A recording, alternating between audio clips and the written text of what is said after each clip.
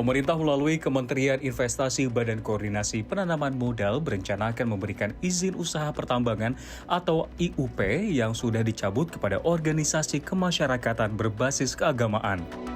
Hal itu disampaikan Bahlil saat menyampaikan realisasi investasi kuartal pertama pada 29 April lalu. Kayaknya begini loh, kalian punya hati nggak sih? NU Muhammadiyah, tokoh-tokoh gereja, pura Hindu, di saat Indonesia ini belum merdeka, emang siapa yang merdekakan bangsa ini? Di saat agresi militer tahun 48 yang membuat fatwa jihad, emang siapa? Konglomerat, emang perusahaan yang buat tokoh-tokoh agama. Di saat Indonesia udah merdeka, masa nggak boleh kita memberikan mereka perhatian? Terus di saat Indonesia lagi katakanlah ada musibah, ada masalah, nanti tokoh-tokoh agama ini yang kita panggil untuk mereka menyelesaikan masalah. Dari mana sih hati kita ini? Yang penting kita lakukan dengan baik, supaya mereka juga bisa mengelola, dan mereka mengelola umat.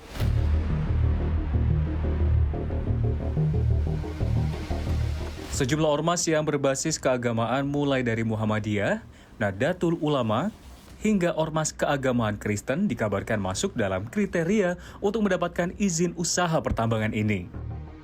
Deputi Bidang Pengendalian Pelaksanaan Penanaman Modal Kementerian Investasi BKPM Yuliot mengungkapkan, jenis ormas yang nantinya bisa diberikan IUP oleh pemerintah adalah ormas keagamaan yang menjalankan fungsi atau bergelut di bidang ekonomi. Kementerian Energi dan Sumber Daya Mineral pun angkat bicara mengenai rencana ormas dilibatkan dalam pengelolaan eksplorasi tambang ini. Staf khusus Menteri ESDM Bidang Percepatan Tata Kelola Minerba Irwandi Arif menyebut pembagian izin tambang kepada sejumlah ormas keagamaan bisa saja dilakukan asalkan sesuai dengan peraturan dan perundang-undangan yang berlaku. Sementara itu, Sekretaris Umum Pimpinan Pusat Muhammadiyah Abdul Mukti buka suara soal rencana pemerintah yang akan memberikan IUP kepada sejumlah ormas keagamaan. Hingga saat ini, Abdul mengaku tidak mengetahui secara pasti regulasi yang mengatur mengenai pembagian IUP kepada sejumlah ormas keagamaan. Sebab Muhammadiyah belum pernah dilibatkan sekalipun dalam pembahasan tersebut. Ketua Indonesia Mining and Energy Forum atau IMEF, Singgih Widakdo mengingatkan jika ormas yang kelak diberikan izin mengelola tambang harus memiliki kemampuan dan kompetensi yang mumpuni, mengingat banyaknya aspek yang harus dipenuhi dalam mengelola pertambangan, termasuk dari sisi regulasi maupun operasional. Ini menjadi penting kompetensi ini karena saya menilai bahwa mengelola tambang, dulu kan kita pernah tahu bahwa bagaimana ormas berkeinginan mengelola bank ya. Mungkin Pak Edi juga tahu, tidak mudah juga mengelola bank. Ya. Sehingga kalau kita mengelola tambang, kita mesti bicara bagaimana sebenarnya mineral right itu ada di kepemilikan di tangan rakyat. Pengurusan baik ormas maupun perusahaan hanya mining right, dan otoritasnya ada di pemerintah. Sehingga kalau memang itu pilihan yang memang menjadi keputusan politis, sama saya dengan Pak Edi bahwa berbagai persyaratan dalam mengelola dan itu melekat kompetensi di dalam konstitusi itu tidak boleh dilepaskan. Itu yang terpenting. Senada, Wakil Ketua Komisi 7 DPR RI Edi Sumarno juga meminta ormas keagamaan yang diberi izin tambang nantinya harus memenuhi syarat kompetensi sebelum benar-benar menjalankan eksplorasi dan produksi.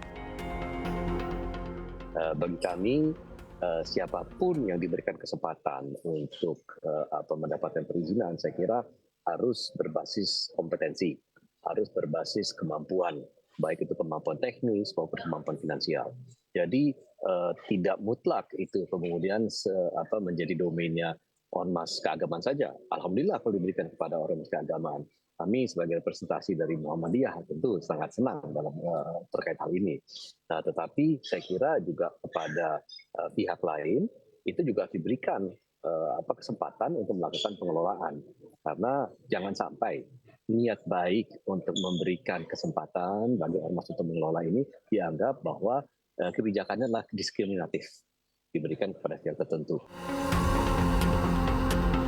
Pasal 33 ayat 3 Undang-Undang Dasar tahun 1945 berbunyi, bumi dan air serta kekayaan alam yang terkandung di dalamnya dikuasai oleh negara dan digunakan untuk sebesar-besarnya kemakmuran rakyat.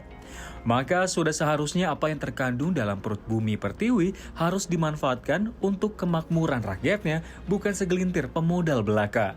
Namun, kemampuan dan kompetensi juga menjadi hal yang penting agar tidak berujung petaka. Tim Liputan CNBC Indonesia.